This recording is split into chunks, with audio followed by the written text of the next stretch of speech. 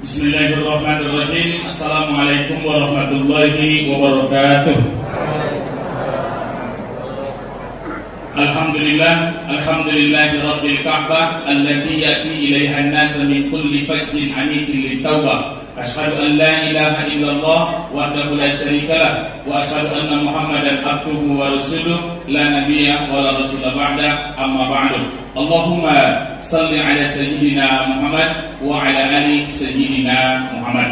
Sama-sama kita muliakan Bapak Ketua Panitia Ramadan, Bapak Haji Ibrahim ST beserta seluruh perangkat, dan Bapak-bapak, ibu-ibu yang mulia, yang berbahagia, yang saya muliakan. Ceramah kita mulai jam 20:08. Ceramah ini berhenti jam 20:20 selama 12 menit. Kenapa begitu pendek? Ada pemberitahuan maksimal 12 menit. Jamaah yang mulia, kita bersyukur kepada Allah dengan mengucapkan Alhamdulillahirabbil alamin. Imam Al-Ghazali menjelaskan syukur itu ada 3. Yang pertama, asyukru bil qalbi, syukur dengan hati, keyakinan dalam jiwa bahwa semua nikmat bersumber dari Allah meskipun terkadang melalui perantara orang lain. Saya ulang, asyukru bil qalbi, syukur dengan hati, keyakinan dalam jiwa bahwa semua nikmat bersumber dari Allah meskipun terkadang melalui perantara orang lain.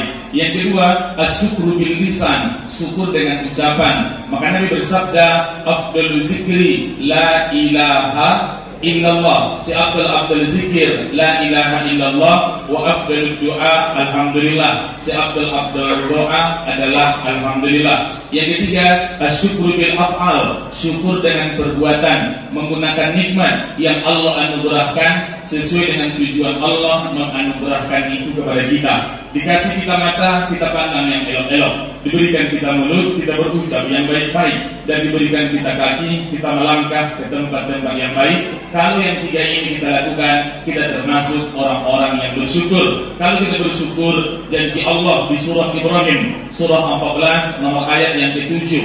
Wa itta'azzana rabbukum, ingatlah ketika Tuhan memaklumkan, la in syakartum la azidannakum, jika engkau bersyukur, janji Allah akan menambah nikmat, wala in kafartum inna adabi lasyadid, kalau kamu kufur adab Allah sangat pedih. Selanjutnya selawat dan salam sama-sama kita haturkan. Allahumma salli ala sayyidina Muhammad wa ala ali sayyidina Muhammad. Di surat Al-Ahzab, urutan surat 33, nomor ayat 56. Di ayat ini Allah perintahkan kita untuk selalu berselawat kepada Nabi. Innallaha, sesungguhnya Allah, wa malaikatahu, malaikat-malaikat Allah, yusalluna 'alan nabi, berselawat kepada Nabi. Ya ayyuhalladzina amanu, wahai orang beriman, sallu 'alaihi, berselawatlah pada Nabi, wa sallimu taslima, bersalamlah sebaik-baik salam. Bapak Ibu yang mulia, oleh MDI Kota Pekanbaru membuat judul pada malam hari ini, malam ketiga, larangan berbuat mubazir. Kata kuncinya adalah mubazir.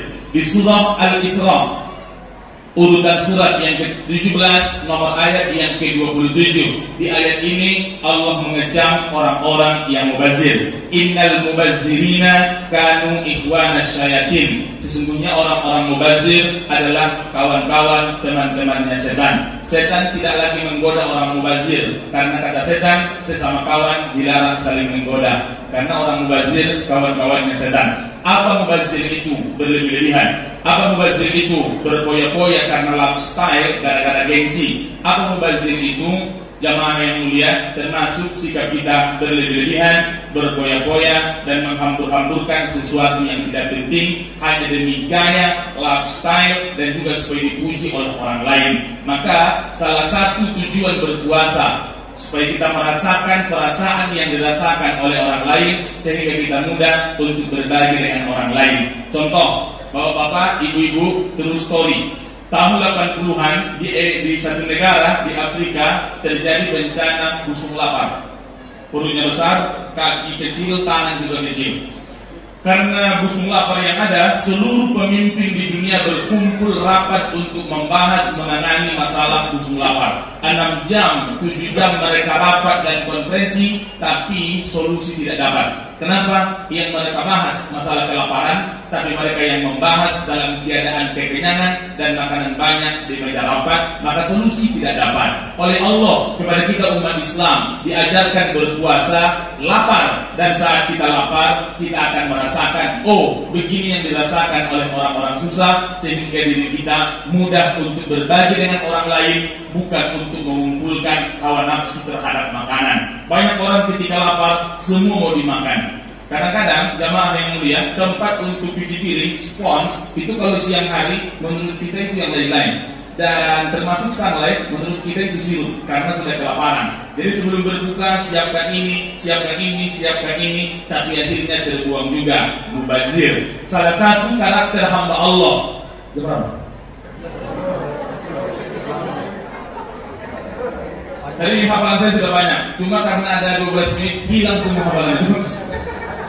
Oke, Al-Quran Surah Al-Furqan urutan surat 25 nomor ayat yang ke-63 sampai yang ke-74. Di surat ini Allah menjelaskan 12 karakter hamba Allah. Salah satu karakter hamba Allah menjauhi daripada sifat mubazir. Saya bacakan ayatnya. Sebelum baca Quran kita baca bismillah dulu atau ta'awuz dulu? Ta'awuz, ada ayatnya di surah An-Nahl surah 16 nomor ayat 98.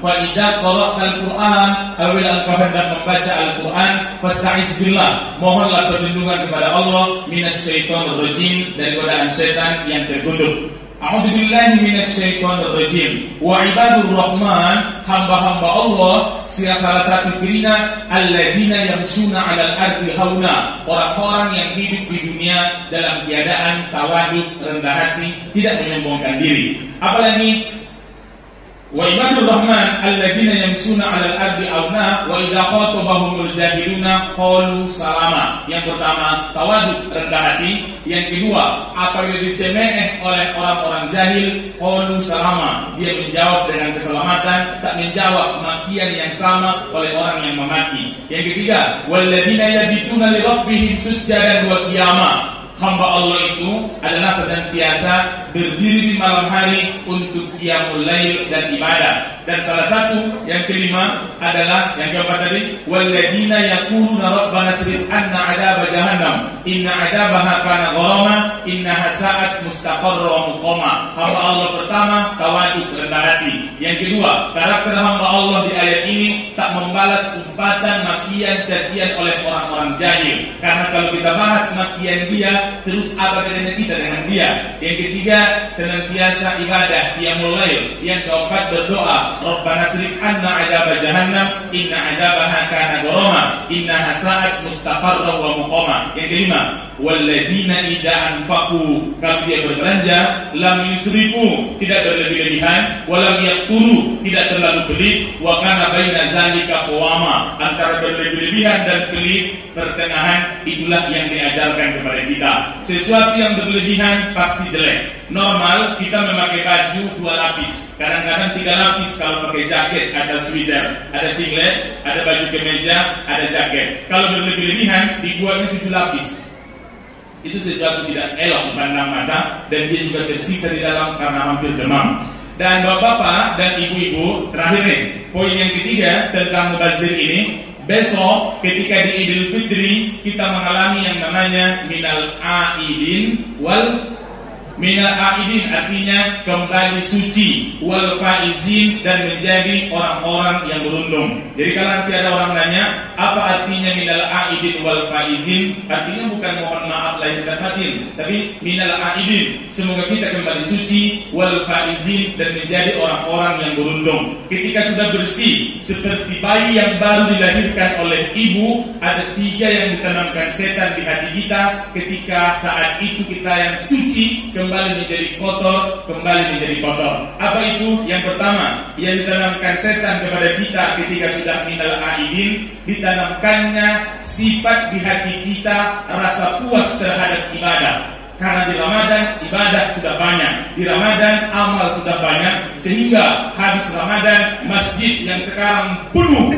full akan kembali sunyi karena ada rasa puas terhadap ibadah di dalam hati. Yang pertama. Yang kedua, yang ditanamkan setan di hati kita adalah sifat mubazir, sehingga kita termasuk kawan-kawan setan. Coba perhatikan ketika Idul Fitri, bertamu ke rumah orang, disuguhkan makanan. Kita makan 2 sendok, 3 sendok dengan dalih, saya sudah kenyang, udah makan di rumah sebelah, tinggalkan. Disuguhkan minuman, hanya 2 kali teguk, kita tinggalkan begitu saja. Maka jemaah, itu salah satu cara setan untuk menanamkan virus yang tadinya kita bersih kembali kotor. Yang ketiga, menanamkan sifat sombong dalam hati, sehingga sulit minta maaf duluan dan susah memaafkan salah orang lain. Di Lebaran itu kita tengok, susah minta maaf duluan. Ada orang model begitu, aku Pak Ustaz lebih tua dari dia, masa aku minta maaf duluan?